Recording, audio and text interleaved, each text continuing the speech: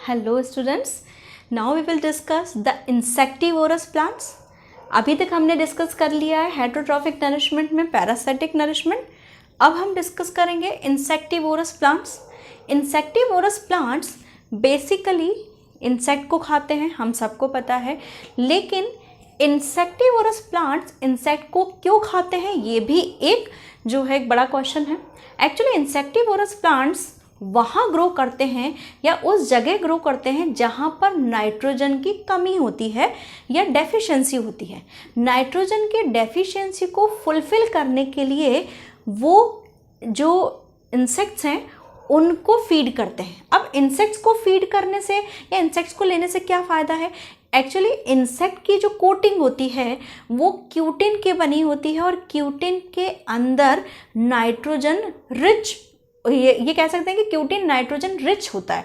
तो जब कोई भी इंसेक्ट या स्मॉल इंसेक्ट जब इन इंसेक्टिवोरस प्लांट्स पर बैठते हैं तो वो उनको अपने डाइजेस्टिव जूसेस के थ्रू डाइजेस्ट करते हैं और उसमें से नाइट्रोजन को एक्सट्रैक्ट आउट करते हैं। फॉर एग्जाम्पल जैसे पिचर प्लांट के अंदर अगर जैसे पिचर मीन्स मटका या घड़ा, तो इसके अंदर जो स्ट्रक्चर बनती है बेटा वो घड़े जैसी स्ट्रक्चर बनती है और जब कोई इंसेक्ट आता है तो वो अंदर की तरफ सरकता जाता है, खिसकता जाता है, स्लिप होता जाता है और वहाँ पर बहुत सारे डाइजेस्टिव जूसेस उसको ख़त्म कर देते हैं उस इंसेक्ट को और उसमें से नाइट्रोजन कंटेंट एक्सट्रैक्ट आउट कर लेते हैं। इसी तरीके से जो वीनस फ्लाई ट्रैप है इसकी लीफ के अंदर इस तरह के स्पाइंस होते हैं। अब स्पाइंस पे जब भी, और ये स्पाइंस के अंदर स्टिकी मटेरियल सिक्रीट होता रहता है, तो जब भी कोई इंसेक्ट इस पर बैठता है तो वो इस पर स्टिक होके रह जाता है और जैसे ही वो स्टिक होता है तो कंटिन्यूसली डाइजेस्टिव जूसेस के थ्रू उसे डाइजेस्ट करके उसमें से नाइट्रोजन एक्सट्रैक्ट आउट कर दी जाती है। अब हम एक बड़ा क्वेश्चन है कि क्या insectivorous plants complete parasitic plant हैं क्या? तो insectivorous plants complete parasitic plant नहीं है, they are partial parasite. Partial parasite means कि वो पूरी तरीके से किसी चीज़ पे निर्भर नहीं है, वो सिर्फ नाइट्रोजन के लिए दूसरे पे निर्भर है, डिपेंडेंट है। अदरवाइज वो पूरी तरीके से अपना फूड खुद बना सकते हैं अगर नाइट्रोजन मिल जाए, और नाइट्रोजन का सोर्स क्या है? इंसेक्ट है। ठीक है, नेक्स्ट हम डिस्कस करते हैं सैप्रोफाइटिक नरिशमेंट। सैप्रोफाइटिक नरिशमेंट के अंदर कोई भी living system dead and decay material पे ग्रो करता है और जब वो डेड एंड डिके मटेरियल पे ग्रो करता है तो वहाँ पर जब वो बैठ जाता है या सेटल हो जाता है तो वहाँ से नरिशमेंट कैसे निकालता है? वहाँ से नरिशमेंट निकालने के लिए वो डाइजेस्टिव जूसेस रिलीज करता है और उस डाइजेस्टिव जूसेस को रिलीज करते हुए वो आसपास का मटेरियल सॉल्युबलाइज्ड फॉर्म में थोड़ा सा उसको घोलता है, कह सकते हैं, और फिर धीरे धीरे अपने सरफेस से उसको एब्जॉर्ब कर देता है। जैसे सैप्रोफाइटिक के अंदर अगर हम एग्जाम्पल देखें तो फंगस का एग्जाम्पल है। फंगस कैसे समझ में आ रहा है? फंगस कहाँ है?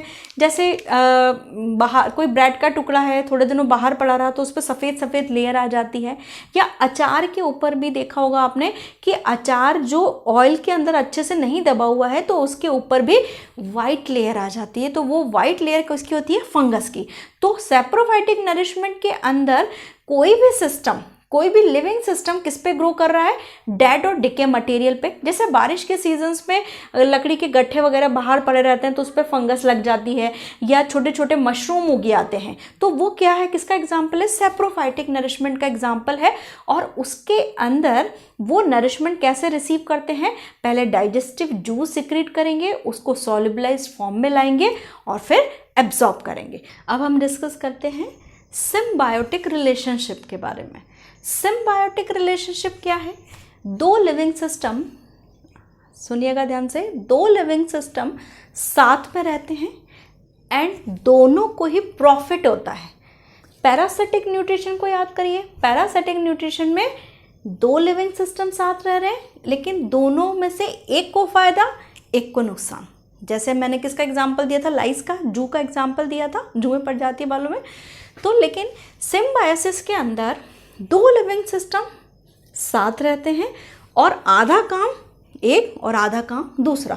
जैसे इसको एग्जाम्पल हम दे सकते हैं, जैसे फॉर एग्जाम्पल हस्बैंड वाइफ साथ रह रहे हैं, हस्बैंड जो है कमाने जाता है बाहर और वाइफ घर में खाना बना रही है, तो आधा काम वाइफ कर रही है, आधा काम हस्बैंड कर रहा है और ले के वो अपनी ज़िंदगी को चला रहे हैं। तो सेम उसी तरीके से सिम्बायोटिक रिलेशनशिप के अंदर दो लिविंग सिस्टम साथ में रहते हैं और दोनों को ही फ़ायदा पहुंचता है, दोनों एक दूसरे की ज़रूरतों को कंप्लीट करते हैं।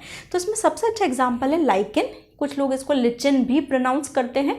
लाइकेन के अंदर कौन से दो लिविंग सिस्टम साथ में रह रहे हैं, एल्गी एंड फंगस।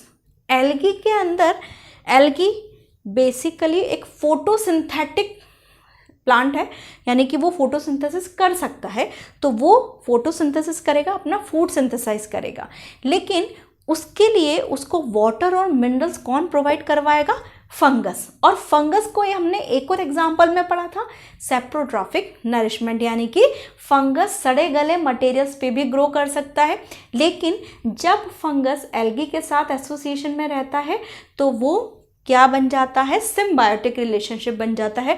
और उस रिलेशनशिप को एक हम जॉइंट नाम देते हैं, उसे हम बोलते हैं लाइकेन।